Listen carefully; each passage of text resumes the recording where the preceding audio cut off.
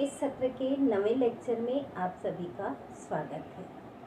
बच्चों, हम पढ़ रहे थे दूसरा पार्ट कार्य और ऊर्जा। पिछले लेक्चर में हमने पढ़ा कार्य की इकाइयाँ, जूल और अर्ग में संबंध, धनात्मक कार्य, ऋणात्मक कार्य और शून्य कार्य। आज हम पढ़ने जा रहे हैं ऊर्जा। बच्चों, ऊर्जा किसे कहते हैं? किसी पदार्थ में समाविष्ट कार्य करने की क्षमता को उस पदार्थ की ऊर्जा कहते हैं। बच्चों, कार्य और ऊर्जा दोनों की इकाई समान होती है। पिछले लेक्चर में हमने पढ़ा था कार्य की इकाई क्या होती है। एसआई प्रणाली में कार्य की इकाई होती है जूल और सीजीएस प्रणाली में होती है अर्ग। उसी तरह से ये कार्य की इकाई है, ऊर्जा की इकाई भी समान होती है, यानी ऊर्जा की इकाई भी एसआई प्रणाली में क्या होगी, जूल, और सीजीएस प्रणाली में होगी अर्ग। ऊर्जा के कौन कौन से रूप होते हैं?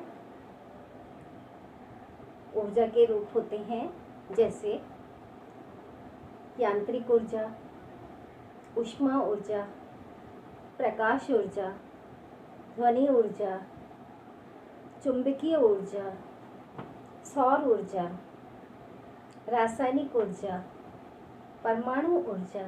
इस तरह से ऊर्जा की ये सब इकाइयाँ हैं। इस पाठ के अंतर्गत हम यांत्रिक ऊर्जा के बारे में पढ़ेंगे। यांत्रिक ऊर्जा कितने प्रकार की होती है? दो प्रकार की। पहला गतिज ऊर्जा और दूसरा है स्थितिज ऊर्जा। आज हम पढ़ने जा रहे हैं गतिज ऊर्जा के बारे में। आप सभी ने कंचे तो खेले ही होंगे। कंचा जब खेलते हैं तो क्या करते हैं? मारते हैं। क्या होता है, जब हम कंचे से दूसरे कंचे को मारते हैं तो जो नीचे जमीन पे कंचा है वो क्या हो जाता है? गतिशील हो जाता है। उसी तरह से आपने देखा होगा क्रिकेट के खेल में जब बॉल आकर के स्टंप से टकराती है तो क्या होता है? स्टंप गिर जाता है। उसी तरह से आपने कैरम के खेल में भी देखा होगा, स्ट्राइकर से जब गोटी को मारा जाता है तो क्या होता है? गोटी भी गतिशील हो जाती है। पदार्थ की गतिशील अवस्था के कारण पदार्थ को प्राप्त ऊर्जा को हम क्या कहते हैं? गतिज ऊर्जा। तो गतिज ऊर्जा किसे कहते हैं? पदार्थ की गतिशील अवस्था के कारण पदार्थ को प्राप्त ऊर्जा को हम गतिज ऊर्जा कहते हैं। बल द्वारा किसी पिंड को s दूरी तक विस्थापित करने के लिए किए गए कार्य को ही उस पिंड की गतिज ऊर्जा कहते हैं। यहाँ पे बच्चों गतिज ऊर्जा के लिए सूत्र है गतिज ऊर्जा बराबर कार्य। गतिज ऊर्जा को हम शॉर्ट फॉर्म में या संक्षेप में लिखते के ई यानी काइनेटिक एनर्जी बराबर कार्य। कार्य का सूत्र है F गुणा S, जिसे हम FS भी लिखते हैं। बच्चों, हम पढ़ने जा रहे हैं गतिज ऊर्जा का समीकरण। माना एक पिंड है m द्रव्यमान का, वह स्थिर अवस्था में, स्थिर अवस्था में यानी उसका प्रारंभिक वेग क्या है? 0। उस पर F बल लगाने पर वह गतिशील होता है। तो गतिशील हो रहा है यानी उसमें त्वरण उत्पन्न हो रहा है, A त्वरण, और त्वरण A उत्पन्न होने के कारण वह S दूरी तक विस्थापित होता है और t समय के पश्चात उसका वेग हो जाता है v यानी कौन सा वेग है? अंतिम वेग। तो किया गया कार्य बराबर बल गुणा विस्थापन। ये सूत्र हम पढ़ चुके हैं। अब बच्चों, न्यूटन का दूसरा नियम भी हमने पढ़ा है। उसके अनुसार हमारे पास सूत्र क्या है?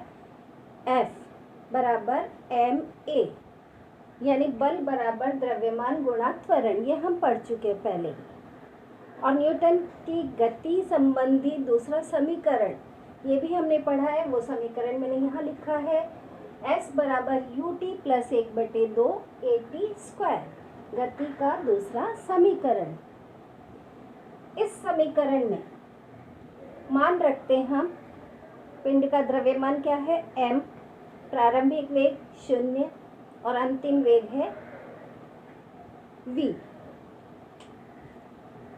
तो यहाँ पे u क्या हो जाएगा बच्चों, शून्य। तो u शून्य से किसी भी संख्या को या किसी भी राशि को गुणा करते हैं तो क्या प्राप्त होता है, शून्य। तो यहाँ क्या पूरा हो जाएगा, क्या, शून्य प्लस 1/2 AT स्क्वायर। तो हमारे पास क्या प्राप्त हुआ, s बराबर 1/2 AT स्क्वायर। इसको हमने क्या दे दिया, समीकरण नंबर 2, और ये क्या था, समीकरण नंबर 1।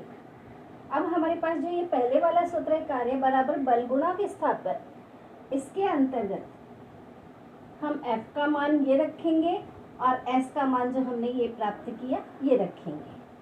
तो सूत्र हमारे पास है W बराबर FS। इसमें समीकरण 1 व 2 से F तथा S का मान रखने पर, तो इसलिए W बराबर F का मान क्या है, MA, और S का मान हमने यहाँ प्राप्त किया 1/2 AT स्क्वायर। इसी को ही हल किया, 1/2 के पहले लिखा M, और A को A से गुणा किया तो क्या हुआ बच्चों, A का वर्ग, और T का वर्ग है ही, तो उसको हमने क्या कर दिया, कोष्ठक में लिख दिया, A और T का वर्ग। इसे क्या नाम दे दिया, समीकरण नंबर 3। अब बच्चों गति के पहले समीकरण से, गति का पहला समीकरण हमने क्या पढ़ा था, v बराबर u प्लस AT, v बराबर u प्लस AT। तो यहाँ पे v बराबर u कितना है, शून्य, प्रारंभिक वेग शून्य है, प्लस AT। हमारे पास क्या मान प्राप्त हुआ, v बराबर AT। दोनों तरफ बाएं पक्ष और दाएं पक्ष दोनों का वर्ग करने पर हमारे पास क्या प्राप्त होता है, इसका वर्ग करेंगे तो क्या हो जाएगा, v स्क्वायर बराबर, इन दोनों का वर्ग करेंगे तो AT स्क्वायर। इसको हम समीकरण नंबर 4 नाम दे देते हैं। अब समीकरण 3 और 4 से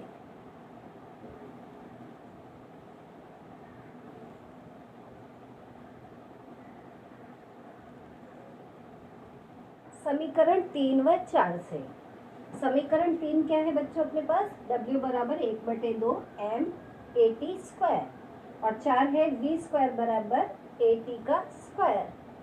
तो इस समीकरण में AT स्क्वायर की जगह पे हम क्या लिखेंगे, v स्क्वायर। तो हमने लिखा W बराबर 1/2, ये M और AT स्क्वायर की जगह पे क्या लिखा, v स्क्वायर। तो हमारे पास क्या सूत्र प्राप्त हुआ, W बराबर 1/2 mv स्क्वायर। किसी पिंड द्वारा प्राप्त की गई ऊर्जा अर्थात उस पिंड पर किया गया कार्य होता है। तो काइनेटिक एनर्जी यानी गतिज ऊर्जा बराबर किया गया कार्य W, और कार्य का सूत्र हमने क्या निकाला यहाँ पे, 1/2 mv स्क्वायर। तो इस W की जगह पे हमने क्या लिखा, 1/2 mv स्क्वायर। के ई क्या है, इसे हम कहते हैं गतिज ऊर्जा। तो गतिज ऊर्जा बराबर 1/2 mv स्क्वायर। तो इस के ई की जगह पे आप गतिज ऊर्जा भी लिख सकते हैं, गतिज ऊर्जा। तो हमारे पास गतिज ऊर्जा के लिए सूत्र क्या प्राप्त हुआ, 1/2 mv स्क्वायर। ये सूत्र आपको याद रखना है क्योंकि इस पे सवाल पूछे जाते परीक्षा में भी। तो आज हमने क्या पढ़ा, ऊर्जा, ऊर्जा की इकाइयाँ और ऊर्जा के प्रकार में भी हमने पहला पढ़ा यांत्रिक ऊर्जा। यांत्रिक ऊर्जा 2 प्रकार की, गतिज ऊर्जा और स्थितिज ऊर्जा। और गतिज ऊर्जा के लिए हमने समीकरण प्राप्त किया। आज के लिए बच्चों इतना ही, धन्यवाद।